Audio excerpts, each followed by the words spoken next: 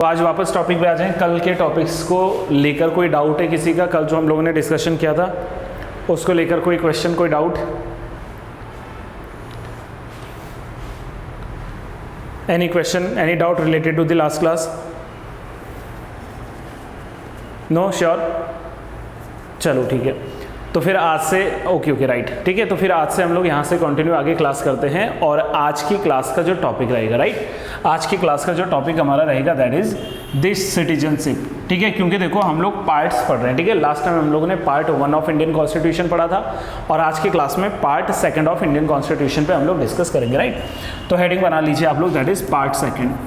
जो लोग कल नहीं थे सुन लीजिए ध्यान से। माही आप लोग कल नहीं थे, कल की रिकॉर्डेड क्लास का मैंने वीडियो यूट्यूब पे अपलोड किया है तो उसको भी देख लेना। बट ऐसा ना हो कि हर दिन सिर्फ रिकॉर्डेड ही देखेंगे, लाइव क्लास को फिर नहीं ज्वाइन करेंगे, ऐसा मत कीजिएगा, ठीक है। वरना मैं उसमें वीडियो अपलोड करना बंद कर दूंगा। सो दैट इज़ वाई मैं आपसे यही कह रहा हूँ कि जिन लोगों की किसी कारणवश क्लास रह जा रही है तो ज़्यादा उसमें जो है आप लोग परेशान ना हुए, उनको जो है मैं रिकॉर्डेड वीडियो अपलोड कर दूंगा, उसको देख लेना, ठीक है। पूरे 1 आवर की वीडियो है। सो चलिए वापस back to the work. Part 2 ऑफ इंडियन कॉन्स्टिट्यूशन, भारत के संविधान का भाग 2। भाग 2 में जैसे कि मैंने कल भी आप लोगों से बात की थी कि ये स्टार्ट होता है फ्रॉम आर्टिकल 5 टू आर्टिकल 11। भाग जो है 2 के भीतर अनुच्छेद 5 से लेकर अनुच्छेद 11 तक के जो है सारे प्रावधान किए गए हैं, ठीक है। और यदि हम लोग भाग 2 की बात करें तो this is related to the citizenship. इसमें कंसेप्ट वाइज अगर हम लोग चलें कि क्लास क्या है इसमें, तो इसमें बात करते हैं हम लोग सिटीजनशिप का। सिटीजनशिप का मतलब होता है यहाँ पर दैट इज नागरिकता, ठीक है। तो यहाँ पर हम लोग नागरिकता के बारे में जानकारी रखने वाले हैं, ठीक है। तो इसमें हेडिंग बना दीजिए दैट इज नागरिकता। नागरिकता। दक्ष आपको मेरी वॉइस मिल रही है? वेरी गुड, ठीक है। अब सभी लोग ऑलमोस्ट कंप्लीट है। हाँ, 2-4 लोग मुझे जो है अभी भी मिसिंग लग रहे हैं। तो यहाँ से वापस हम लोग पार्ट 2 ऑफ इंडियन कॉन्स्टिट्यूशन पे सिटीजनशिप पढ़ने वाले हैं। देखो question number 1, the very first question is what do you mean by a citizen? Simple मुझे बताओ कि what is the meaning of a citizen, मतलब सिटीजन किसे कहोगे? हमने कहा ना कि भाग 2 में सिटीजनशिप के कंसेप्ट से, सिटीजनशिप को लेकर प्रोविजन से भारत के संविधान के भीतर। लेकिन क्वेश्चन ये पूछा जाता है कि सिटीजन किसे कहा जाता है, मतलब नागरिक किसे कहते हैं। सिटीजन को हिंदी में हम लोग लिखेंगे नागरिक। तो नागरिक किसे कहते हैं? चलिए पहले मैं आपके आंसर सुनना चाहूंगा, फिर मैं इस पे आ रहा हूं कि नागरिक क्या होता है और कौन व्यक्ति नागरिक होता है। जी, नागरिक जिसका जन्म भारत में हुआ है वो भारत का नागरिक है। चलो एक उदाहरण देता हूँ। अदनान सामी का नाम सुना है? एक जो है पाकिस्तानी सिंगर है, ठीक है, लेकिन उनको हम लोग अभी इंडियन सिटीजन कहते हैं। उन्होंने भारत की नागरिकता ली है तो उनका तो जन्म भारत में शायद नहीं हुआ है, तो फिर वो क्यों भारत के नागरिक हैं? बताएं। अच्छा, या तो उनके माता पिता का जन्म भारत में हुआ। चलो ठीक है, बिल्कुल जो है आप जो है उसके करीब हो। देखो पहले हम लोग समझते हैं difference in between a person और अ सिटीजन, ठीक है। देखो सवाल हमेशा याद रखना कि जब भी हमें नागरिक की बात करेंगे तो नागरिक का मतलब किसी भी देश में रहने वाला, वहां पर जन्मा वो नागरिक, वो व्यक्ति जिसको बाकी की तुलना, बाकी मतलब जो विदेशी है, जो फॉरेनर है, जो मतलब पर्सन है जो दूसरे देश से आया है, उसकी तुलना में कुछ एक्स्ट्रा राइट्स प्रोवाइड होते हैं। उसकी तुलना में उसको क्या होंगे? कुछ अतिरिक्त अधिकार होंगे। चाहे वो सिविल राइट्स की बात करो आप लोग, चाहे वो आप लोग जो है उसमें एडमिनिस्ट्रेटिव राइट्स की बात करो, तो उनके पास में क्या होंगे? कुछ एक्स्ट्रा राइट्स होंगे, यानी कि अतिरिक्त अधिकार उनको प्रदान होंगे। तो फिर से मुझे सुन लेना एक बार। हम लोग पहले एक चीज समझ लेते हैं। देखो 2 शब्द आते हैं हमारे पास में। एक शब्द आता है पर्सन्स यानी कि व्यक्ति, ठीक है, और एक शब्द आता है that is citizen, that is नागरिक, राइट। दोनों में अंतर समझना। देखो दोनों में डिफरेंस क्या है? पर्सन्स के भीतर मे बी कोई सिटीजन हो सकता है और मे बी कोई जो है एलियन हो सकता है। इस कंटेक्स्ट में देखो एलियन की यहाँ पर जो बात करें तो ये विदेशी से, फॉरेनर की हम लोग बात करें तो आप इसको फॉरेनर कह सकते हैं, विदेशी कह सकते हैं, राइट। तो भाई दोनों में मतलब क्या डिफरेंसेस हैं? तो मैंने कहा कि जो भारत का नागरिक होगा, जो इंडियन सिटीजन होगा, उसको कुछ एक्स्ट्रा राइट्स प्रोवाइडेड होंगे, राइट। अगर मान लीजिए ना हमारे पास 2 लोग हैं, एक व्यक्ति जो है अनूप नाम का व्यक्ति है, ठीक है, और दूसरा हम लोग ऐसे ही सपोज कर लेते हैं कि कोई यूनाइटेड स्टेट्स ऑफ अमेरिका का रहने वाला रॉबर्ट है, राइट। तो इन दोनों में से अगर इंडिया का नागरिक ये है, if he is a citizen of India, तो विच मीन्स इसके पास में कुछ एक्स्ट्रा राइट्स भी होने चाहिए, एक्स्ट्रा राइट्स इसके पास होने चाहिए, कुछ अतिरिक्त अधिकार इसके पास होने चाहिए as comparison to the Robert. और ऑन दी अदर साइड अगर कल को मैं यूएसए चला जाऊं तो भाई वहां मेरे राइट्स जो है लिमिटेड होंगे और वहां पर रॉबर्ट नाम के व्यक्ति के जो है ज्यादा राइट्स होंगे, उसको एक्स्ट्रा राइट्स होंगे यूनाइटेड स्टेट्स ऑफ अमेरिका में। मेरी बात कनेक्ट कर पा रहे हो कि नहीं? मैं अभी आपको एक दो उदाहरण देता हूं, ठीक है, समझिए। जैसे मान लीजिए कि इंडिया में बात आती है कि प्रेसिडेंट बनना है भारत का, ठीक है, लेट कर लीजिए कि भारत का राष्ट्रपति बनने की कुछ योग्यताएं होती हैं। तो जब हम लोग क्वालिफिकेशंस देखते हैं कि कोई व्यक्ति भारत का राष्ट्रपति बन सकेगा कि नहीं, मतलब एक संवैधानिक पद है, it is a constitutional post, right, तो उसमें अधिकार किसका है? अनूप नाम के व्यक्ति का अधिकार है कि भाई वह चाहे तो यदि क्या हो सकता है, वो भारत का राष्ट्रपति बन सकता है यदि वो योग्यताएं फुलफिल करता है। जैसे क्या?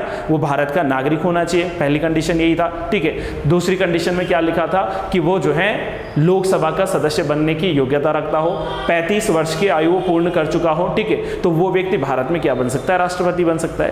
लेकिन आप खुद सोचो कि क्या कोई विदेशी व्यक्ति भारत का जो है हेड ऑफ द नेशन बन सकता है, भारत का राष्ट्रपति बन सकता है? नहीं।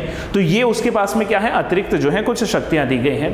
भारत के संविधान के भीतर कुछ ऐसे आर्टिकल्स हैं जो सिर्फ इंडियन सिटीजन को प्रोवाइड है, न बल्कि किसी एलियन को, न बल्कि किसी विदेशी व्यक्ति को, राइट। जैसे फॉर एग्जाम्पल लेट कर लीजिए अनुच्छेद 15 की मैं बात करूं, अनुच्छेद 16 की हम लोग बात करें, आर्टिकल 19 की बात करें, ये किसको राइट प्रोवाइडेड है? ये जो है भारत के नागरिक को है, न बल्कि किसी विदेशी को। तो ये अधिकार हमें बताते हैं कि कुछ ऐसे राइट्स होते हैं जो कि अगर वो सिटीजन ऑफ इंडिया है, भारत का रहने वाला नागरिक है, तो उसको अतिरिक्त अधिकार मिल सकते हैं एज कंपैरिजन टू अ विदेशी, as comparison to the alliance, ठीक है। एलियंस, एलियंस के भीतर भी दो प्रकार के होते हैं, एक होता है फ्रेंड एलियंस, एक होते हैं एनिमी एलियंस। जैसे अगर मैं दो कंट्रीज के नाम बताऊं, मैं कहूं कि भाई एक तरफ रशिया है, एक तरफ पाकिस्तान है, तो शायद मैक्सिमम लोग यही कहेंगे कि Pakistan is a enemy nation. मतलब मैं वहां पर ये भड़काऊ बयान नहीं दे रहा हूं कि वो एनिमी नेशन है, लेकिन तुलनात्मक ढंग से देखें तो हो सकता है कि वहां के रहने वाले सिटीजन को थोड़ा और कम राइट हम लोग देते हो एज कंपैरिजन टू जो रूस का रहने वाला है या जो है ब्रिटेन या यूनाइटेड स्टेट्स ऑफ अमेरिका है। मतलब हमारे पास में राइट्स को लेकर क्या है, यहाँ पर भिन्नता हो सकती है। अब मुझे जल्दी से बताओ कि क्या आपको समझ में आया कि सिटीजन और पर्सन में क्या डिफरेंस होता है? मतलब सिटीजन के पास में कुछ एक्स्ट्रा क्या हो सकते हैं? सिविल, एक्स्ट्रा पॉलिटिकल राइट्स हो सकते हैं, इसका जो है एक्स्ट्रा जो है एडमिनिस्ट्रेटिव राइट्स हो सकते हैं। ये बात क्लियर है यहाँ तक? जल्दी से बताएं सभी लोग। All of you very good, ठीक है, नाइस। अब देखो यहाँ पर एक और कंसेप्ट पे आते हैं। जब मैंने कहा ना कि कुछ एक्स्ट्रा राइट्स हो सकते हैं, तो ये राइट्स मैंने आपको दो तरीके से बता दिए, राइट। या तो हमारे पास में सिविल राइट्स हो सकते हैं एक्स्ट्रा, सिविल राइट्स का मतलब आप लोग समझ लीजिए that is revenue related rights हो सकते हैं, या तो हमारे पास में कुछ एक्स्ट्रा पॉलिटिकल राइट्स हो सकते हैं, ठीक है, पॉलिटिकल राइट्स हो सकते हैं, ठीक है। अब जैसे अगर मैं बात करूं कि कुछ पॉलिटिकल राइट्स एंड साथ में हम लोग बात करें, जैसे इंडियन कॉन्स्टिट्यूशन की मैं बात करूं, भारत के संविधान की बात करूं, तो भारत के संविधान के भीतर कुछ ऐसे अनुच्छेद हैं जो विदेशियों को प्राप्त नहीं है, कुछ ऐसे अनुच्छेद हैं जो सिर्फ भारत में रहने वाले भारतीय नागरिकों को प्रदान है। जैसे मैं आपको बताता हूं article 15 of Indian constitution, Bharat के संविधान का अनुच्छेद 15, वैसे आप लोगों को पता है ना कि कुछ आधारों पर भेदभाव से निषेध की बात करता है। मतलब कुछ ऐसे जो है ग्राउंड से जिनके आधार पर डिस्क्रिमिनेशन को रोकने की बात चलती है, वो अनुच्छेद 15 के भीतर है। लेकिन ये आर्टिकल जो है विदेशों को न प्राप्त होकर सिर्फ भारत के नागरिकों को प्राप्त है। मैं डिटेल नहीं जाऊंगा क्योंकि हम लोग उसी और बढ़ रहे हैं फंडामेंटल राइट्स को, तो वो वहाँ वाली टॉपिक हम लोग कवर करेंगे। आर्टिकल 16 की हम लोग बात करें, अनुच्छेद 16 की बात करें, दैट इज जो पब्लिक एम्प्लॉयमेंट है, यानी कि जो हमारे पास में लोक नियोजन है, सरकारी नौकरियां हैं, उसमें प्रवेश का, उसमें एडमिशन का, या उसमें जो है आपको बराबरी मिलेगी, इक्वल अपॉर्चुनिटी फॉर ऑल। किस चीज में? पब्लिक एम्प्लॉयमेंट में, यानी कि लोक नियोजन में अवसर की समानता होगी। ये भारतीय व्यक्ति को है, विदेशी को नहीं। आप RO के लिए पढ़ रहे हैं, आप मान लीजिए जो है VPO के लिए पढ़ रहे हैं, तो भाई अगर RO का ऑफिस खाली है तो वो इंडियन सिटीजन के लिए ऑफिस खाली है, न बल्कि किसी फॉरेनर व्यक्ति के लिए, राइट। तो ये अधिकार किसको है? पब्लिक नियोजन के लिए, वो भी है सिर्फ इंडियन सिटीजन को। एक और आर्टिकल आता है, that is article 19 of Indian constitution. भारतीय संविधान का अनुच्छेद 19 में क्या बातें हैं? अभी मैं आपको बेसिक ट्रिक्स बता रहा हूं इसको याद करने का। तो अनुच्छेद 19 के भीतर लिखा गया है, दैट इज, बताओ, राइट टू फ्रीडम। बिल्कुल ठीक है, स्वतंत्रता का अधिकार है। कौन सी स्वतंत्रता है? अब देखो उसमें वैसे जो है अगर हम लोग उसके अनुच्छेद 19(1) के A, B, C, D, E और G को पढ़े तो उसमें क्या है? वाक एवं अभिव्यक्ति की स्वतंत्रता, right to speech and expression. मतलब हमें फ्रीडम्स मिले हैं ना, कुछ फ्रीडम्स मिले हैं जो सिर्फ इंडियन सिटीजन को मिला है, न बल्कि किसी फॉरेनर पर्सन को। तो ये आर्टिकल भी किसके लिए है? भारत के नागरिकों के लिए। इसके अलावा आर्टिकल 29 आर्टिकल 30, दोनों में क्या है, दोनों में जो है माइनॉरिटीज़ के राइट है, एजुकेशनल एंड कल्चरल राइट्स है माइनॉरिटीज़ के। तो ये राइट्स भी सिर्फ इंडियन सिटीजन्स को प्रोवाइडेड हैं, न बल्कि किसी फॉरेनर पर्सन को या न बल्कि किसी जो है विदेशी व्यक्तियों को। तो वी कैन से कि कुछ ऐसे हमारे पास में अधिकार हैं जो सिर्फ भारत के लोगों के लिए हैं। तो ये हमारे कॉन्स्टिट्यूशनल राइट्स हो गए, राइट। और ऑन द अदर साइड अगर हम लोग पॉलिटिकल राइट्स की बात करें, जैसे हम लोगों ने बड़े बड़े संवैधानिक पदों की बात की, मैंने कहा भाई भारत का जो राष्ट्रपति है वो सिर्फ एक भारतीय नागरिक बन सकता है। ये भारतीय नागरिकों के राइट्स में बता रहा हूँ आपको, न बल्कि किसी विदेशी या किसी अलाइन के, ठीक है, वहाँ पर वो नहीं। इसके अलावा जो है भारत में उपराष्ट्रपति सिर्फ एक भारतीय व्यक्ति बन सकता है, प्रधानमंत्री या द जज of supreme court and high court, जजेस of supreme court and high court. अगर जो है सुप्रीम कोर्ट या हाई कोर्ट का जज बनाना है तो कौन बनेगा, विदेशी व्यक्ति बनेगा, भारतीय व्यक्ति बनेगा, ऑब्वियस है भारत का व्यक्ति बनेगा, राइट। इसके अलावा जो है अटॉर्नी जनरल, भारत का महान्यायवादी जो बनेंगे वो हमेशा कौन होगा, भारत का व्यक्ति होगा। Controller and auditor general of India, CAG, यानी कि भारत का नियंत्रक एवं महालेखा परीक्षक, भारतीय नागरिक को अधिकार है, न बल्कि किसी विदेशी व्यक्ति को। या फिर हम लोग बात करें कि अगर असेंबलीज के चुनाव होते हैं, चाहे वो हम लोग जो है सेंट्रल असेंबली की बात करें, मतलब लोकसभा की हम लोग बात करें, या हम लोग स्टेट लेजिस्लेटिव असेंबलीज की बात करें, तो वहाँ के इलेक्शन में वोट देने का अधिकार सिर्फ और सिर्फ किसका होगा, एक इंडियन सिटीजन का होगा। तो ये राइट्स आपको याद रखने हैं कि दीज आर द राइट्स जो सिर्फ इंडियंस को जो है मिले हैं, जो सिर्फ भारत के नागरिक को मिले हैं। अगर किसी राज्य का कोई गवर्नर नियुक्त करना है, ठीक है, राज्यों में गवर्नर की नियुक्ति होती है, राज्यों के राज्यपाल, तो राज्यपाल भी इंडियन सिटीजन ही बनेगा। तो एक्सेट्रास करके आप लोग एटलीस्ट इतनी चीज याद रखो कि ये वो एक्स्ट्रा राइट्स, ये वो एक्स्ट्रा हमारे पास में जो है अधिकार हैं जो सिर्फ एक इंडियन सिटीजन को प्रोवाइड है, न बल्कि किसी फॉरेनर पर्सन को, न बल्कि किसी विदेशी व्यक्ति को। अब मुझे जल्दी से बताओ कि basic difference in between a citizen and जो है फॉरेनर पर्सन, ठीक है, जिसको हम लोग विदेशी व्यक्ति कह सकते हैं, ये चीज क्लियर हुई है कि नहीं, जल्दी से सभी लोग। ओके नाइस, एज आई, हाँ हाँ हाँ हाँ बिल्कुल, हाँ हाँ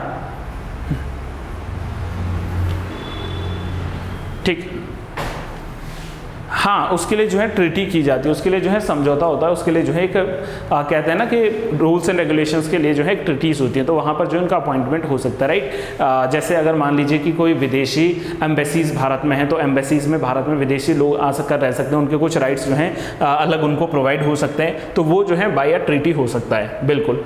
तो ये हमारा पहले बेसिक हो गया कि कौन होता है एक सिटीजन और कौन होता है एक विदेशी व्यक्ति। अब मैं कॉन्स्टिट्यूशनल फीचर्स की तरफ आ जाऊँ।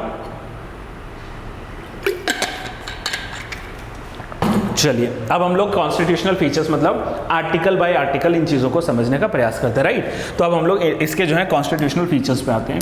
आई रिपीट द लाइन, जैसे मैंने कहा कि भारत का संविधान में भाग 2 अनुच्छेद 5 से लेकर अनुच्छेद 11 तक जो है लिखा हुआ है। तो आज की इस क्लास में हम लोगों ने पूरे अनुच्छेद 5 से लेकर अनुच्छेद 11 तक पहले कंप्लीट पढ़ने हैं, ठीक है। इन चीज़ों को सुन लेना, मैं फिर से कह रहा हूँ कि अभी लिखवाऊंगा नहीं, आप लोग सुन लेना, नोट्स मैंने आपको भेजे हैं। सबसे पहले हम लोग बात करेंगे article 5 of Indian constitution, Bharat के संविधान का अनुच्छेद 5 क्या कहता है, राइट। अनुच्छेद 5 क्या कहता है, देखो यहां पर एक ही लाइन आपको याद रखना, that is the rights of citizenship at the time of, at the date of ऐसे लिखना, ठीक है, at the date of commencement of Indian Constitution, commencement of Indian Constitution और the Constitution of India, Indian Constitution। अब जरा इसको हिंदी में समझने का प्रयत्न कीजिएगा, ठीक है। क्या कहा मैंने कहा कि भारत के संविधान के लागू होने के समय, जिस समय भारत का संविधान लागू हुआ था, उस समय कौन व्यक्ति जो है भारत का नागरिक कहलाएगा। I repeat the line, the rights of citizenship at the date of the commencement of Indian constitution, अर्थात कि भारतीय संविधान लागू होते समय नागरिकता के प्रावधान, राइट। या क्या वहां पर नागरिकता थी, किस व्यक्ति को जो है भारत का नागरिक माना जाएगा। अब देखो एक चीज यहां पर आप लोगों ने सुना, date of the commencement of Indian constitution. Bharat के संविधान के लागू होने की तिथि क्या थी? तो आप इस दो चीज़ों को ध्यान में रखना। देखो, अगर हम लोग ये पूछें कि भारत का संविधान आंशिक रूप से, मतलब पार्शियली, अगर हम लोग आंशिक रूप से कहें कब लागू हुआ था, तो आई थिंक सभी क्लासरूम में बैठे हुए जितने भी लोग हैं वो इसी जवाब को देने वाले हैं कि 26 नवंबर 1949 को संविधान के कुछ फीचर्स को हम लोगों ने अडॉप्ट कर लिया था। कुछ जो है फीचर, जैसे सिटीजनशिप, अब सिटीजनशिप की बात करें तो सिटीजनशिप 1950 में नहीं, 1949 में ही क्या कर लिया गया था, एक्सेप्ट कर लिया गया था, राइट। इसी प्रकार से हम लोग बात करें इलेक्शंस की, तो इलेक्शंस को वहां पर मंजूरी दे दी गई थी। तो मतलब कुछ प्रावधान तो हम लोगों ने ऑलरेडी 1949 में अडॉप्ट कर लिए थे ना। और अगर मैं कहूं कि कंप्लीट कॉन्स्टिट्यूशन या पूर्ण रूप से संविधान कब लागू हुआ था, तो इसका डेट भी आप लोगों को याद होना चाहिए, दैट इज 26 जनवरी 1950। मतलब कुल मिलाकर अगर हम लोग बात करें तो 1950 में भारत देश का नागरिक किसे माना जाएगा, इस बात को लेकर भारत के संविधान के अनुच्छेद 5 में बातें लिखी गई हैं। मैं जो कह रहा हूं आप लोगों तक वो बातें पहुंच रही हैं नहीं? जल्दी से एक बार मुझे बताएं, सभी लोग, मैं सुन रहा हूं, बताओ। ऑल गुड, वॉइस ओके है, वीडियो क्लैरिटी ओके है,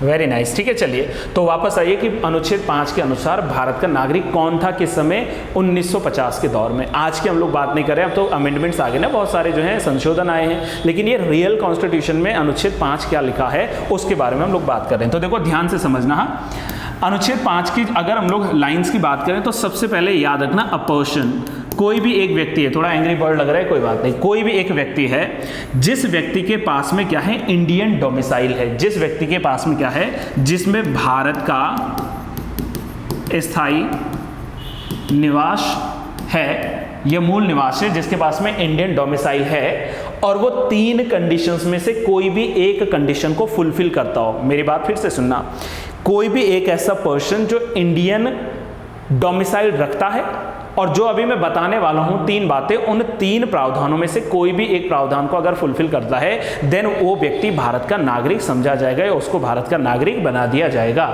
कौन सी वो 3 कंडीशन है? देखो, पहली कंडीशन समझ में आ गया ना कि उसके पास में इंडियन डोमिसाइल होना चाहिए, भारत का जो है स्थायी निवास होना चाहिए। और 3 कंडीशंस में पहली कंडीशन है कि यदि उसका जन्म भारत में हुआ हो, उसका बर्थ यदि क्या है, भारत में हुआ है, यदि उसका जन्म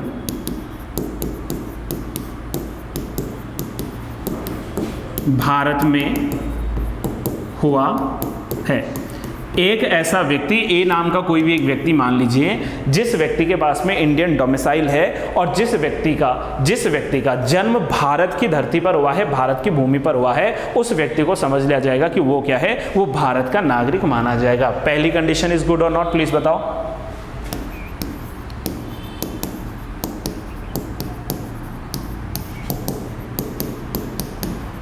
नाइस। यदि उसके माता या पिता, ठीक है, यदि उसके माता या पिता में से किसी एक का जन्म, माता या पिता में से किसी एक का जन्म भारत में हुआ है, बिल्कुल शॉर्ट फॉर्म्स में मैं बता रहा हूं, either of his parent, either of his parent की बात कर रहे हैं, मतलब उसके माता या उसके पिता में से कोई भी एक का जन्म अगर भारत की भूमि पर हुआ है तो, और उस व्यक्ति के पास इंडियन डोमिसाइल है, तो वो भारत का नागरिक बन सकेगा 1950 के प्रावधानों के तहत। मैं रिपीट कर दे रहा हूं दोनों बातें, एक ऐसा व्यक्ति जिसके पास इंडियन डोमिसाइल है और उसका जन्म भारत में हुआ है, तब तो वो है ही भारत का नागरिक। लेकिन मान लीजिए उसका जन्म नहीं, उसका जन्म जो है आफ्टर डिवीजन हम लोग कह लेते हैं, पाकिस्तान में हुआ, किसी दूसरी टेरिटरी में हुआ, लेकिन उसके माता या पिता अगर इंडिया के नागरिक हैं, इंडिया के सिटीजन है, मतलब उनका जन्म भी इंडिया में हुआ है, तो उस व्यक्ति को भारत का नागरिक समझा जा सकेगा। मेरी बात, 2 चीजें यहां तक क्लियर अगर हो रही हैं, तो तीसरा और अंतिम देखिए, ऐसा कोई व्यक्ति जिसका रेजिडेंस, जिसका निवास, ऑर्डिनरीली रेजिडेंस का मतलब है जिसका जो है आधिकारिक निवास जो है वो कम से कम संविधान बनने के 5 साल पूर्व से भारत में रहा हो। संविधान कब बना? 1950-1949 में। तो लगभग जो व्यक्ति 1945 से 1944 से भारत में रह रहा है एज ए रेजिडेंस, वो इंडिया का है और उसके पास इंडियन डोमिसाइल है, तो वो व्यक्ति माना जाएगा कि वो भारत का नागरिक होगा। अनुच्छेद 5 की तीसरी लाइन है, फिर से सुनो मुझे, कि यदि कोई व्यक्ति संविधान लागू होने के 5 वर्ष पूर्व से भारत का निवासी रहा हो। ठीक है, ऐसा कोई भी पर्सन जो संविधान के लागू होने से, संविधान का लागू होना मतलब 1950 में, फिर से दोहरा रहा हूं, उसके कम से कम 5 साल पहले से भारत में रह रहा हो, तो उस व्यक्ति को हम लोग कहेंगे कि वो भारत का नागरिक बन सकता है। I repeat the line, a person who has been ordinarily resident in the territory of India for 5 years immediately before the commencement of the Indian constitution can become a citizen of India. This is the actual line जो आप लोगों को अनुच्छेद 5 के भीतर मिलने वाली है। तो यही 3 प्रावधान आपको अनुच्छेद 5 में मिलने वाले हैं। एक व्यक्ति जिसको इंडियन डोमिसाइल है, या तो उसका जन्म या उसके माता पिता का जन्म, या संविधान के लागू होने से 5 साल पहले से वो इंडिया का रेजिडेंट है, देन वो भारत का नागरिक बन सकेगा। यही सारी बातें लिखी हैं, इसके अलावा कुछ अलग आप लोग नहीं जाओगे अनुच्छेद 5 के भीतर। नाउ मुझे क्लियर कराया जाए कि क्या article 5 of Indian constitution is good और नॉट। क्या ये बात ठीक है कि नहीं? श्योर ऑल ऑफ यू, सभी लोग बताइए। चलिए नाइस, तो ये हो गया अनुच्छेद 5। ठीक है, ये अनुच्छेद 5 कंप्लीट है। अनुच्छेद 6 की तरफ आगे बढ़ते हैं। Next is article 6। टोटल हम लोग ने 11 तक आज कंप्लीट पढ़ने हैं। तो second one is article 6 of Indian constitution, Bharat के संविधान का अनुच्छेद 6। अब देखो यहाँ पर क्या है, यहाँ पर कुछ व्यक्तियों के नागरिकता के प्रावधान हैं जिन्होंने माइग्रेट किया है। माइग्रेट किया है मतलब प्रवसन किया है। भाई लेट कर लीजिए ना कि कोई भी एक ऐसा व्यक्ति है जो इंडिया में था और उसने जो पाकिस्तान में था और पाकिस्तान से इंडिया को माइग्रेट कर रहा है। रिपीट कर रहा हूं मैं, लिख दे रहा हूं इसकी heading, the rights of certain persons who have been migrated from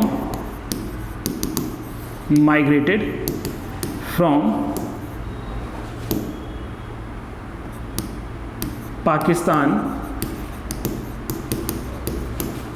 to India। ठीक है, आई रिपीट द लाइन, कोई ऐसा व्यक्ति जो क्या करता है, पाकिस्तान से इंडिया को क्या करता है, माइग्रेट करता है। पाकिस्तान से इंडिया कर रहा हूं, इंडिया से पाकिस्तान नहीं। 2 आर्टिकल है ना, आर्टिकल 6 और आर्टिकल 7।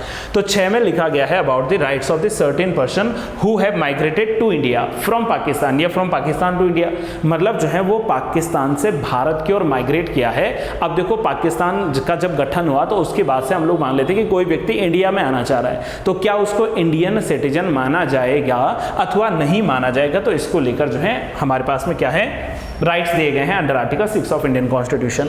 एक बार फिर से लाइन पढ़िए, the rights of certain persons who have been migrated from Pakistan to India. ये शब्द मैंने फ्रॉम पाकिस्तान टू इंडिया मतलब पाकिस्तान से भारत आने वाले, तो इसको हिंदी में लिख लेते हैं, पाकिस्तान से भारत आने वाले कुछ व्यक्तियों के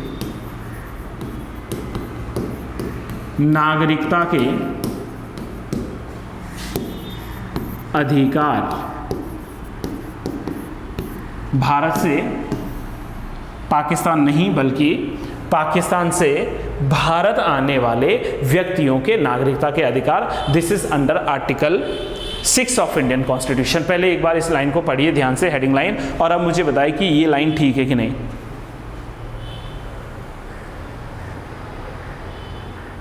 चलो अब सुनो मेरी बात, ठीक है, फिर से आ जाइए। कोई भी एक ऐसा पर्सन, कोई भी एक ऐसा व्यक्ति जिसका जन्म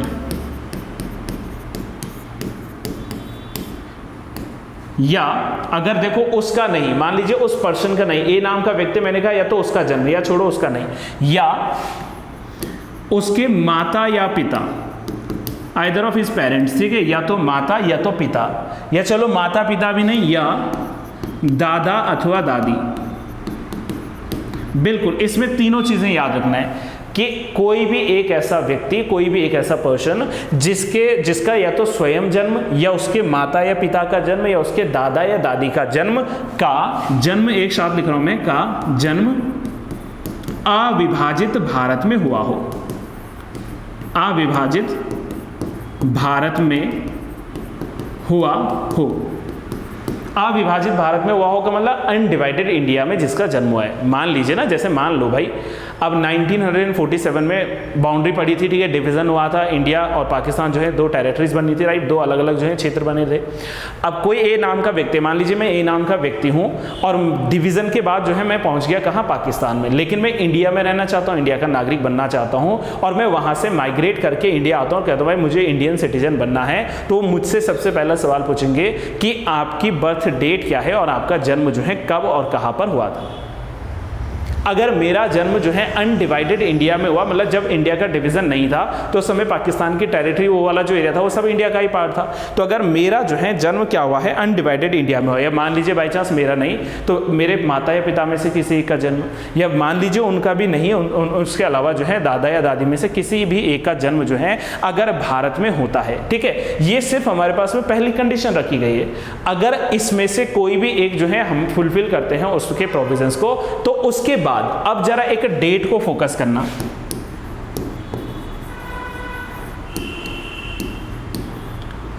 अब जरा इस लाइन को, इस डेट को जो है सब लोग मार्क कर लीजिएगा, 19th of July 1948।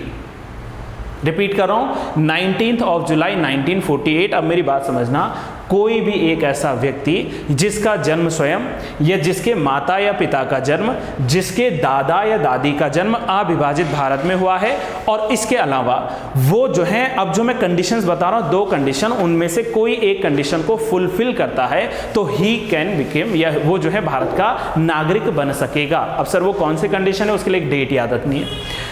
कोई एक ऐसा व्यक्ति जिसका जन्म जो माइग्रेट किया है, हम लोग माइग्रेशन की बात करें ना यहाँ पर, माइग्रेट किया है, ऐसा कोई व्यक्ति जो 19 जुलाई 1948 से पहले भारत में क्या होता है, माइग्रेट करता है, तो उसको ज़्यादा कुछ नहीं करना है, उसका सिर्फ ऑर्डिनरली रेजिडेंस देखा जाएगा कि क्या वो भारत में रह रहा था अथवा नहीं।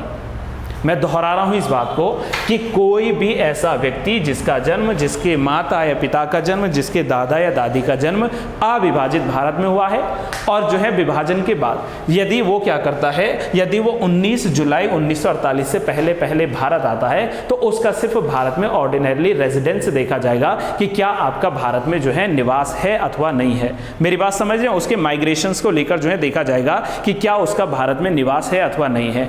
जल्दी से बताइए ये चीज ठीक है कि नहीं? ओके नाइस, ठीक है। चलिए अब देखो दूसरी कंडीशन, फिर से डेट वही रखना। कंडीशन नंबर 1 था कि बिफोर दिस डेट, इस डेट से पहले आता है। यदि मान लीजिए कि कोई व्यक्ति इस डेट के बाद आता है, मैंने सिर्फ बिफोर और आफ्टर में लिखा है, बाकी चीज आप लोग समझ जाना, ये कंडीशन बिफोर में लागू होती है और ये कंडीशन आफ्टर में लागू होती है। ऐसा कोई भी नागरिक जो है जिसका जन्म या तो भारत में हुआ है, जिसके माता या पिता का जन्म अविभाजित भारत में हुआ है, जिसके दादा या दादी का जन्म अविभाजित भारत में हुआ है, और वो व्यक्ति 19 जुलाई 1948 के बाद, आफ्टर कह रहा हूं मैं, के बाद भारत आता है, तो भी वह भारत का नागरिक बन सकेगा यदि वो दो कंडीशंस फुलफिल करता है। और दो कंडीशन क्या है कि अपने माइग्रेशन के समय जब वो आया है इंडिया, उस समय वो क्या कर दे, सबसे पहले तो अपना पंजीकरण करवा ले, अपना रजिस्ट्रेशन करवा ले, अपना जो है पंजीकरण करवा ले। और ऐसे पंजीकरण से कम 6 मंथ पहले से, कम जो है 6 महीने पहले से वो क्या कर रहा हो, वो इंडिया में रेजिडेंस के रूप में या निवसित कर रहा हो, तो वो भारत का नागरिक कहा जाएगा। मेरी बात समझना, जरा ध्यान से, कॉम्प्लिकेटेड लगेगा आपको आर्टिकल 6 ऑफ इंडियन कॉन्स्टिट्यूशन, लेकिन काफी मजेदार है। हम लोग आर्टिकल 6 में क्या पढ़ रहे हैं, आदर्श आप भी सुनिए। हम लोगों ने बात की है कि कोई ऐसा व्यक्ति जो पाकिस्तान से भारत आता है और कहता है कि मुझे भारत का नागरिक बनना है, तो क्या उसको भारत का नागरिक बनाओगे? 1950 की मैं बात कर रहा हूँ, रियल कॉन्स्टिट्यूशन के रियल आर्टिकल्स बता रहा हूँ, राइट। तो उस समय ये साफ लिखा था कि भाई या तो आपका जन्म भारत में हुआ है, या आपके माता पिता, आपके दादा दादी का जन्म भारत में हुआ है, और यदि आप 19 जुलाई 1948 से पहले भारत आते तो तब ज़्यादा कुछ नहीं, आपका ऑर्डिनरली रेजिडेंस अगर इंडिया में है तो आप भारत के नागरिक हो। अगर आप इस डेट के बाद आते हो, 19 जुलाई 1948 के बाद आते हो, तो फिर आपको जो है जिस दिन आपने आए हो, प्रवेश किया हो, उस दिन रजिस्ट्रेशन करवाना होगा। उस रजिस्ट्रेशन के बाद कम से कम 6 महीने आपको कॉन्टिन्यूसली भारत में रहना पड़ेगा, तब जाकर आपको हम लोग इंडियन सिटीजनशिप का क्या दे देंगे, इंडियन सिटीजनशिप का दर्जा दे देंगे। तो ये आपका है आर्टिकल 6 ऑफ इंडियन कॉन्स्टिट्यूशन। अब मुझे बताओ यहां पर ठीक है कि नहीं? ठीक है, चलिए आर्टिकल 5 एंड आर्टिकल 6 दो आर्टिकल्स अभी तक मैंने बताए हैं और मुझे उम्मीद है कि दोनों आर्टिकल्स आप लोगों के क्लियर है। अगर कहीं डाउट लगता है, कोई कंफ्यूजिंग लगता है तो बता देना। Article 5 and article 6। Now next article is about article 7 of Indian constitution. Article 7 of Indian constitution, यहां कोई भी ज्यादा परिवर्तन नहीं करना है आपको। अगर आपने आर्टिकल 6 रट लिया है तो आर्टिकल 7 भी रट जाएगा, बस एक शब्द को हम लोगों ने चेंज करना है। पहले हेडिंग लिख रहा हूं, क्या है? The rights of citizenship of certain persons who have migrated to India from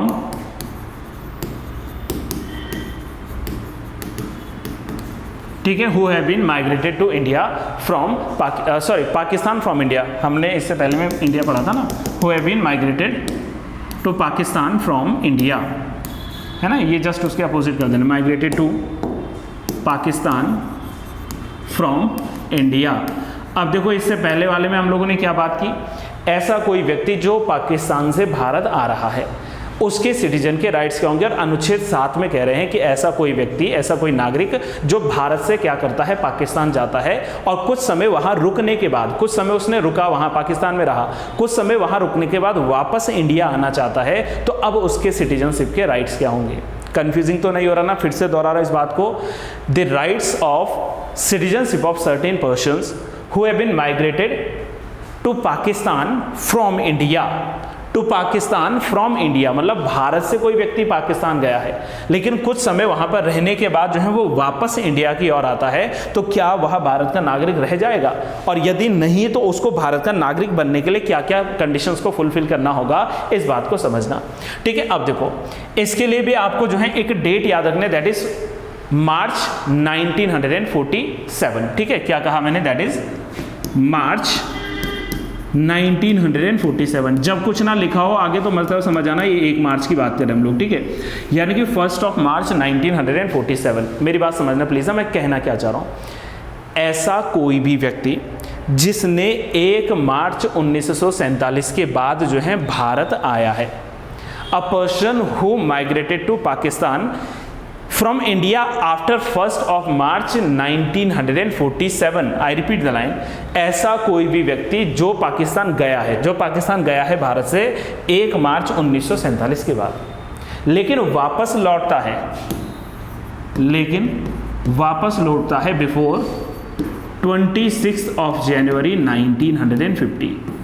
जरा ध्यान से सुनना मेरे बातों को, क्योंकि ये कंसेप्चुअल क्लास है और काफ़ी मज़ेदार है।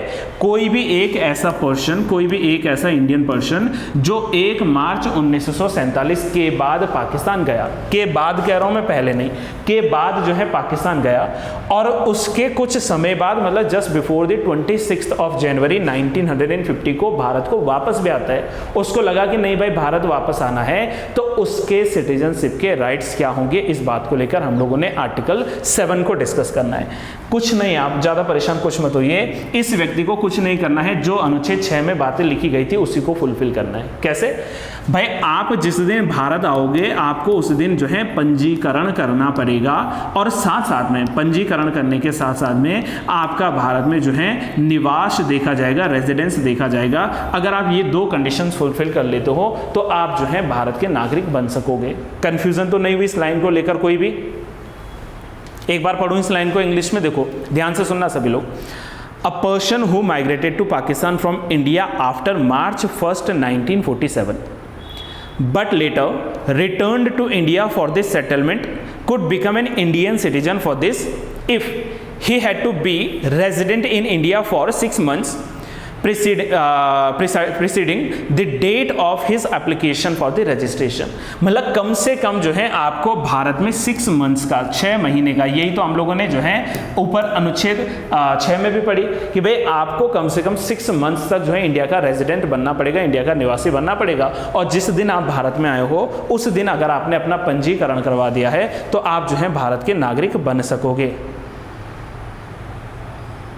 इट्स ओके कुलदीप, कोई बात नहीं। कुलदीप का मैसेज मिला है कि ऑफिस में हो तो मैं बोल नहीं पाऊंगा, कोई बात नहीं, सुन लीजिए आराम से, है ना। डाउट होगा तो लिखकर बता देना, मैं उसको देख लूँगा, ठीक है। चलिए, तो मैंने यहाँ बात की है कि ऐसा कोई भी व्यक्ति जो पहले पाकिस्तान गया, बाद में वापस भारत आना चाहता है, क्या भारत का नागरिक रहेगा? रह सकता है। आपको पंजीकरण करवाना है और 6 महीने तक कम से कम भारत में निवासित होना है, तो आप जो है कॉन्ग्रेचुलेशंस क्या बन सकते हो? भारत के सिटीजन बन सकते हो। क्या आर्टिकल 7 को लेकर चीज़ें ओके हैं कि नहीं?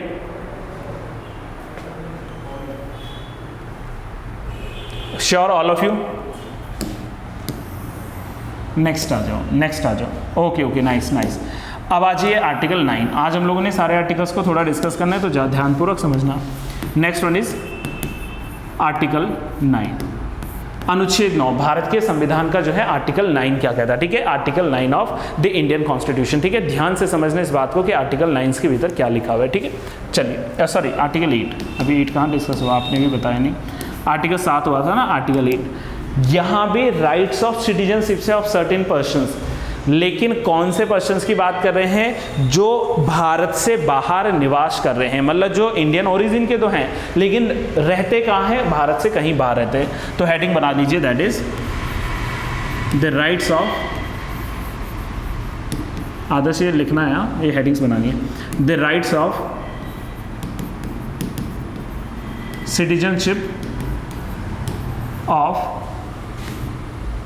the rights of citizenship of certain persons of Indian origin, of certain persons of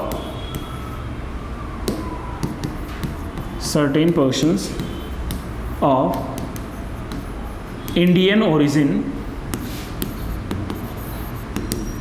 residing in, जो रह रहे हैं, ठीक है, residing in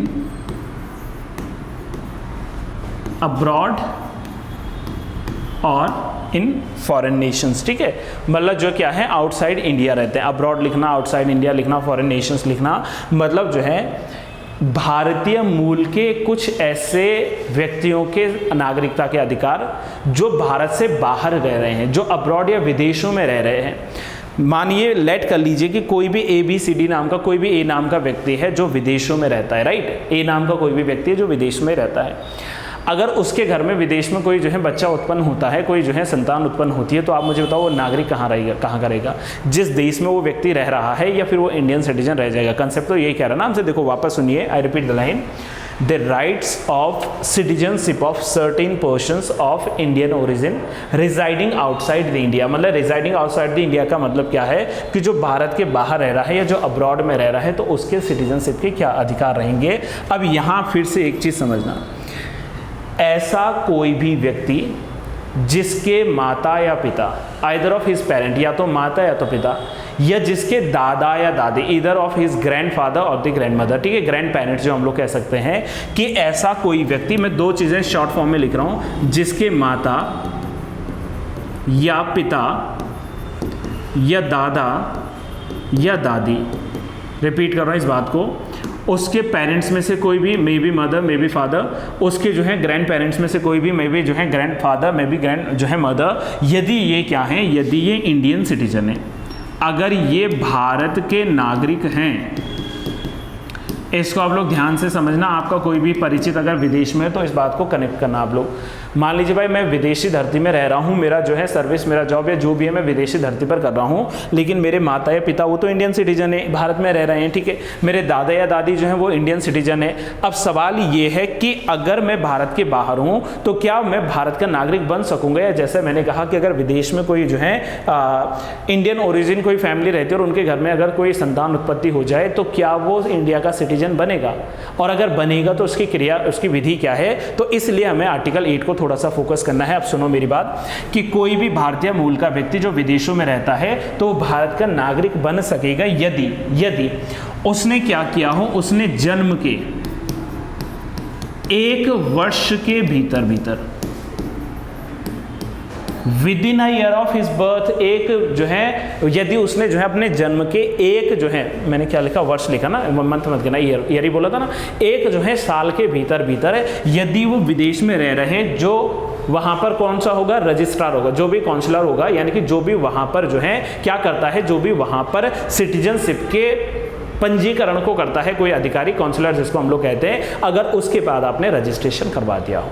मेरी बात समझने का प्रयत्न करना कि उसने जो है जन्म के 1 वर्ष के भीतर भीतर विदेश में, जिस भी धरती पर वो है, विदेश में नागरिकता पंजीकरण अधिकारी के पास, पंजीकरण अधिकारी के पास यदि पंजीकरण करवा दिया है तो वो व्यक्ति बन सकेगा क्या, भारत का नागरिक। फिर से सुनिए, अगर आपको कॉम्प्लिकेटेड लगे, वैसे आसान है, इतना टफ नहीं है, ठीक है, ध्यान से समझना। इंग्लिश में भी अभी आ रहा हूं कि कोई भी एक ऐसा व्यक्ति जो कि भारत के मूल का है लेकिन विदेश में रहता है, अगर वो भारत का नागरिक बनना चाहेगा तो भाई उस व्यक्ति को जो है, उसके पेरेंट्स क्या करेंगे कि उस व्यक्ति को जो है उसके जन्म के 1 साल के भीतर भीतर जो भी काउंसलर होगा, जो भी रजिस्ट्रार होगा सिटीजनशिप का, उसके पास अगर रजिस्टर करवा देते हैं तो वो भारत का नागरिक बन सकेगा, अन्यथा नहीं।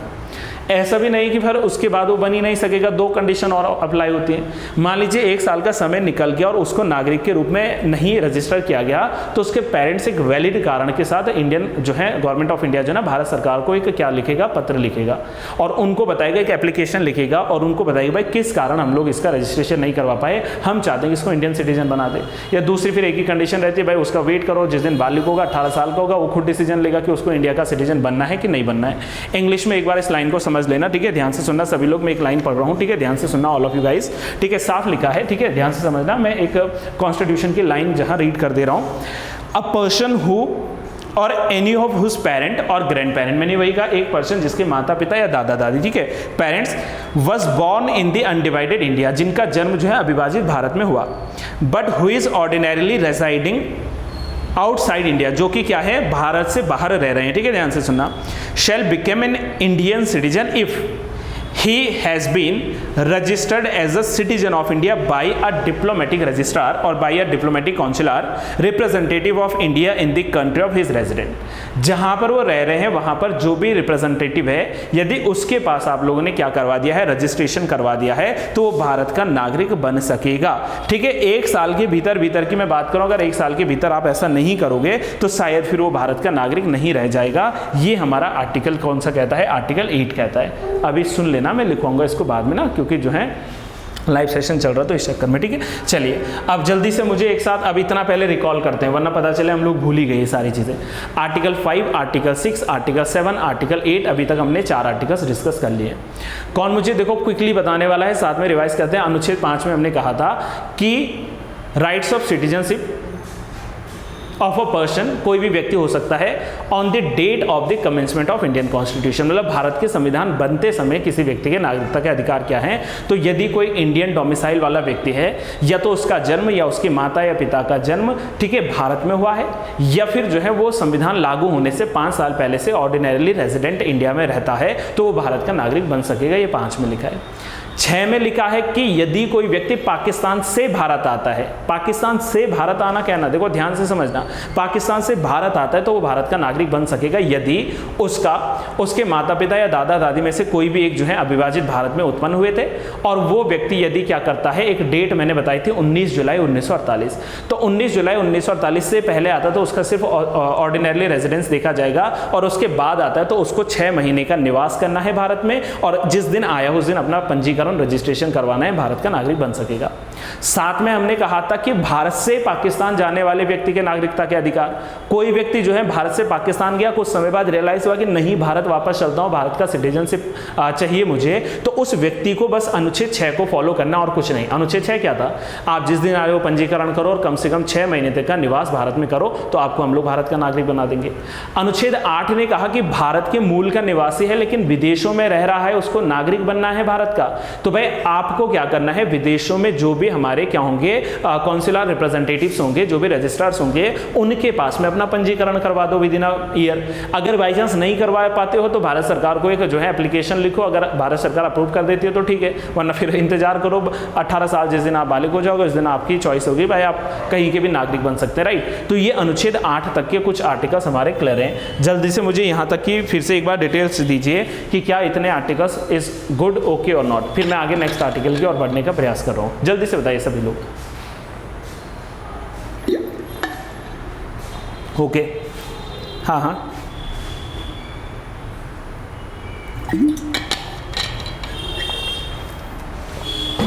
हाँ हाँ हाँ, देखो अभी देखो ना, जैसे आप लोग हैं, मैं हूँ, तो हम मतलब अपने क्या कर सकते हैं कि अपने हिसाब से किसी भी देश की नागरिकता ले सकते हैं। ये आपका राइट है ना कि आप सिटीजन कहाँ के रहना चाहते हो, आप इंडियन सिटीजन रहना चाहते हो, आप किसी फॉरेन नेशन के सिटीजन रहना चाहते हो, तो वो तो आप पे डिपेंड करता है। आप चाहो तो मतलब bye registration, by the naturalisation किसी दूसरे देश की नागरिकता ग्रहण कर सकते हैं, कोई दूसरे देश का व्यक्ति हमारी नागरिकता ग्रहण कर सकता है। इन अनुच्छेद को जब हम लोग 11 तक पढ़ लेंगे ना, तो उसके बाद आज जो टॉपिक स्टार्ट होगा वो सिटीजनशिप एक्ट 1955 ही होगा, और वहाँ मैं बताऊँगा कि कैसे सिटीजनशिप मिलता है और कैसे सिटीजनशिप जो है छिनता है। तो दोनों कंडीशन वहाँ बात करेंगे। यहाँ तक की बातें ठीक है, तो मैं आर्टिकल 9 की ओर बढ़ूँ। All nice. हाँ हाँ पूछिए।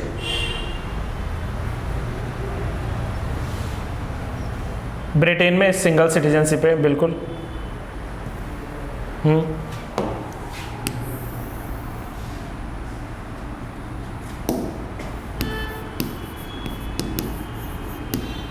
ठीक है, देखो मतलब आप ये कह रहे हैं कि अल्पकाल के लिए उन्होंने नागरिकता को ग्रहण किया है, मतलब वो जैसे मान लीजिए आपने कहा कि ब्रिटेन में गए और उन्होंने, देखो वहाँ पर क्या होगा कि वो नागरिकता के लिए नहीं अप्लाई होगा ना, फिर सिटीजनशिप तो ऐसे मिलेगी नहीं साल 2 साल 3 साल के लिए। वहाँ पर वो उनका क्या लगता है, जैसे वीज़ा लगता है, या मान लीजिए कोई हम लोग क्या करते हैं कि बाहर के देश का क्या करते हैं परमिट लेते हैं, तो वो एक काइंड ऑफ परमिट हो सकता है, वो अल्प नागरिकता का परमिट हो सकता है, वो परमानेंट आप सिटीजनशिप नहीं कह सकते कि भाई अगर वो ब्रिटेन की सिटीजनशिप ले रहा है तो उसकी तो इंडिया की सिटीजनशिप ऑलरेडी क्या हो जाएगी, डिसमिस हो जाएगी, खारिज हो जाएगी, तो this is not actually possible. तो वो परमिट हो सकता है, दैट इज नॉट अ मतलब सिटीजनशिप। देखो मैं यही तो आर्टिकल आपको बता रहा हूँ। आर्टिकल 9 में पता क्या लिखा है, यदि कोई भारत का नागरिक किसी दूसरे देश की नागरिकता ग्रहण करता है तो उसकी भारत की नागरिकता खत्म हो जाएगी, वो इंडियन सिटीजनशिप से टर्मिनेट हो जाएगा, बर्खास्त हो जाएगा। अनुच्छेद 9 का हेडिंग लिखो एक बार, फिर ये सवाल पूछना मुझसे, a person voluntarily acquiring citizenship of a foreign state not to be a citizen of India. मतलब देखो मैंने क्या कहा कि यदि कोई भारतीय नागरिक किसी दूसरे देश या विदेश में, किसी दूसरे देश की नागरिकता ग्रहण करता है तो उसकी भारतीय नागरिकता रद्द मानी जाएगी।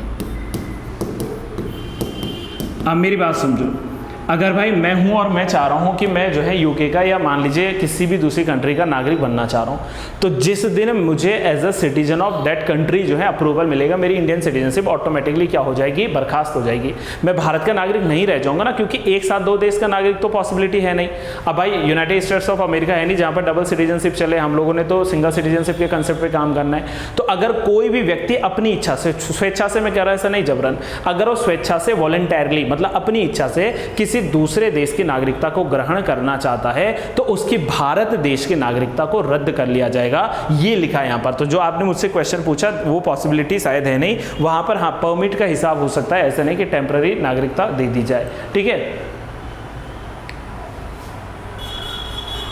हाँ हाँ बिल्कुल बिल्कुल सही कह रहे हैं आप, बिल्कुल ऑटोमेटिकली जो है खत्म हो जाएगी। 2 जगह पर एक साथ जो है सिटीजन कोई कैसे बन जाएगा, नहीं बन सकता। ठीक है, no person shall be a citizen of India और be deemed to be citizen of India if he has voluntarily acquired the citizen of any foreign state और एनी फॉरेन नेशन। तो भाई वो भारत का नागरिक नहीं रह जाएगा। This is under article 9 of Indian constitution. इतना ही है आर्टिकल 9। अब वापस से पूछो दक्ष, अगर आपका कॉन्सेप्ट कोई क्लास में अगर पूछना है तो वापस बताएं, वरना next is article 10 of Indian constitution.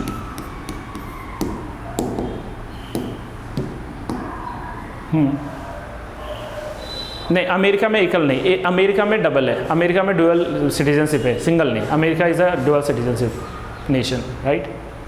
Britain में सिंगल है। हाँ जी, हाँ बस भारत की तुरंत खत्म हो जाएगी। वही है, जिस भी दिन आपने ना मतलब आप किसी दूसरे देश के नागरिक बनोगे तो इंडियन सिटीजनशिप खत्म हो जाएगी ना। इंडियन सिटीजनशिप खत्म होने के 3 ही तो कंडीशन है, रिनंशिएशन मतलब स्वैच्छिक त्याग, मैंने अपने देश की नागरिकता त्याग दी। दूसरा होता है टर्मिनेशन का मतलब जिस दिन आपने जो है दूसरे देश की नागरिकता ली आप खुद ही जो है वहाँ से टर्मिनेट हो गए। और तीसरा होता है निष्कासित करना, वंचित करना, डिप्राइव करना, ठीक है, डिप्राइव कर देते हैं। तो अगर आपको डिप्राइव किया जाता है तो वो इंडियन गवर्नमेंट कर सकेगी, और वो क्या आधार है मैं अभी इसके बाद 1955 के एक्ट में बताने वाला हूँ। अच्छा, अनुच्छेद 10 ना हाँ हाँ हाँ हाँ, वो ड्यूरेशन है, नहीं, वो जो है वो सिटीजनशिप नहीं है, मैं आपको तब से वही कर रहा हूँ, वो सिटीजनशिप नहीं है, वो सिर्फ और सिर्फ जो है एक कह सकते हैं हम लोग की टाइम ऑफ पीरियड है, जिसमें आप लोग जो है उससे परमिशन ले रहे हैं, हम इतने साल तक यहाँ आए। तो जैसे वीज़ा लगता है, आप लोग कहते हैं 1 साल 2 साल 3 साल, तो वो पीरियड है, वो जो है आपका सिटीजनशिप नहीं है। आ जाए, चलिए आ जाओ अनुच्छेद 10। अनुच्छेद 10 में लिखो continuance of the rights of citizenship, continuance of the rights of citizenship. Hindi में समझो इसका मतलब, नागरिकता का लगातार बना रहना। नहीं समझे, सुनो मेरी बात। अगर कोई व्यक्ति भारत का नागरिक है तो वो भारत का नागरिक बना रहेगा। कभी आदर्श ऐसा सुना है या आप लोगों ने कभी ऐसा सुना है कि भाई कहाँ जा रहे हो, कि सर हम तो नागरिकता को रिन्यू करने जा रहे हैं या नागरिकता का पंजीकरण दोबारा करने जा रहे हैं? नहीं, अगर मैं बाय बर्थ इंडियन सिटीजन हूं तो मैं हूं, कब तक हूं? जब तक कि मैं या तो स्वैच्छिक त्याग ना कर दूं, या तो मैं जो है वॉलंटरली जो है इसको गिव अप ना कर दूं, या तो फिर संसद ने किसी कानून के तहत मुझे निष्कासित ना कर दिया हो। मेरी बात सुनना, दोबारा इस बात को बता रहा हूं। Continuance of this rights of citizenship का मतलब है कि यदि कोई भारत का नागरिक है तो वह भारत का नागरिक बना रहेगा जब तक या तो उसने स्वयं जो है गिव अप ना कर दिया हो, इंडियन सिटीजनशिप को रिनंशिएट ना कर दिया हो, और या तो उस व्यक्ति को संसद ने निष्कासित ना कर दिया हो। अब निष्कासित करने के कई आधार हो सकते हैं। अगर मैं संविधान के प्रति डिसलॉयल रहूंगा, अगर मैं संविधान का अपमान करूंगा, तो हो सकता है मेरी सिटीजनशिप मुझसे छीन ली जा सकेगी। तो अनुच्छेद 10 वन लाइनर है, सिंपल आर्टिकल है क्या, कि यदि कोई भारत का नागरिक है तो वह भारत का नागरिक बना रहता है। मैं इंग्लिश में एक बार इस लाइन को दोबारा से पढ़ दे रहा हूं। Every person who is or deemed to be a citizen of India shall continue to be such citizen subject to the provisions of any law made by the parliament, जब तक कि जो है पार्लियामेंट क्या ना करे, किसी कानून के तहत उससे उसकी नागरिकता ना छीने, तब तक वो जो है बना रहेगा भारत का नागरिक। कहाँ लिखा है? अनुच्छेद 10 के भीतर की बातें लिखी है। अब लास्ट आर्टिकल पे आ रहा हूं मैं, article 11, that is parliament to regulate the rights of citizenship. Article 11, ठीक है, अंतिम आर्टिकल 11 जो कि अंतिम आर्टिकल है, सॉरी, इसमें लिखा गया है that is parliament to regulate the rights of citizenship.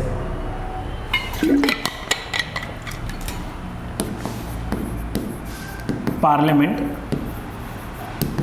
To regulate the rights of citizenship by law, मतलब कानून के अनुसार संसद का नागरिकता के अधिकारों को नियंत्रित करना, रेगुलेट करना, नियमन करना। तो कानून के अनुसार, मतलब कहने का तात्पर्य ये समझो, अगर मैं कहूं कि भारत देश में किसी व्यक्ति को नागरिकता से हटाना है या किसी व्यक्ति को भारत की नागरिकता देनी है, तो क्या वो राज्य सरकार देगी? नहीं, वो कौन देगी? वो संसद देगी। संसद की पावर है। मेरी बात समझो, article 11 is related to the authority.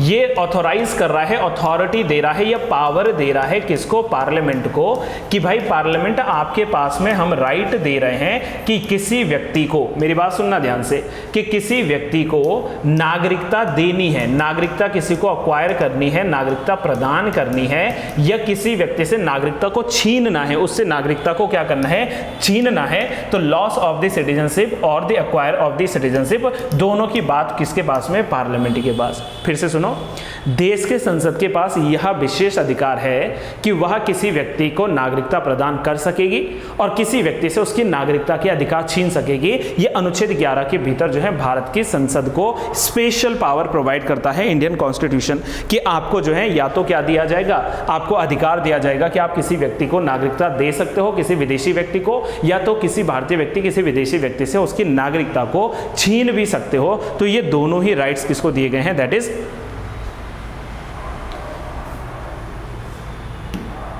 दिए गए हैं, ठीक है, वहां पर जो है अधिकार दिए गए हैं। यहां तक की बातें क्लियर हैं?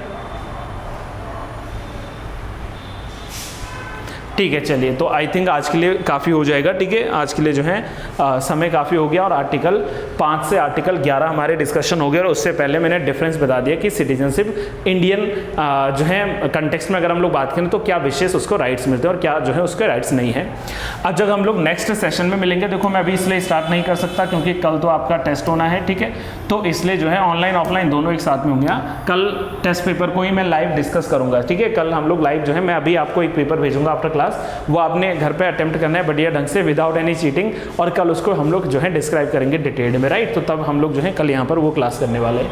यहाँ कंसेप्ट मैं आपको क्या बता रहा हूँ, अब हमारा जो नेक्स्ट टॉपिक है that is this citizenship act,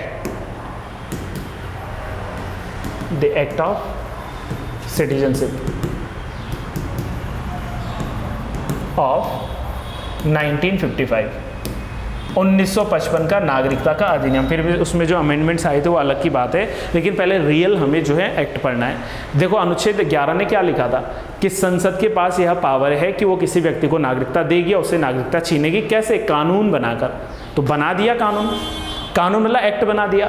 तो संसद ने 1955 में कानून बनाया ना, और वहां डिसाइड किया कि किसी व्यक्ति को कैसे हम लोग जो है सिटीजनशिप दे सकते हैं और किसी व्यक्ति से कैसे उसकी सिटीजनशिप छीन सकते हैं। सिटीजनशिप देने की बात आएगी तो 5 ही क्राइटेरियाज है। बाय बर्थ हो सकता है, बाय डिसेंट हो सकता है, बाय नेचुरलाइजेशन हो सकता है, बाय रजिस्ट्रेशन हो सकता है, एंड एक्वायरिंग, ठीक है, बाय एक्वायरिंग का टेरिटरी हो सकता है। या फिर अगर किसी से नागरिकता छीननी है तो 3 कंडीशन है, या तो मैंने कहा था बाय रिनंशिएशन, स्वैच्छिक त्याग कोई कर ले, ठीक है, बाय जो है टर्मिनेशन, किसी को बर्खास्त कर ले, और बाय जो है डेप्रिवेशन, मतलब वहां पर हमने कहा डिप्राइव कर दीजिए, आप उसको उसकी पावर से डिस्क्राइब कर दीजिए, डिप्राइव कर दीजिए। तो ये तीनों कंडीशन है जिससे नागरिकता छीन भी पाएंगे। तो ये जो है नेक्स्ट क्लास के लिए हम लोगों का टॉपिक रहेगा। अगर आपको जो है ये सेशन अच्छा लगता है तो आप लोग जो है वीडियो को लाइक कीजिए, और अगर आप लोग जो है चैनल से जुड़े और अभी तक चैनल को सब्सक्राइब नहीं किया तो चैनल को सब्सक्राइब करना ना भूलें। Till then have a good day to all, thank you so much and keep learning.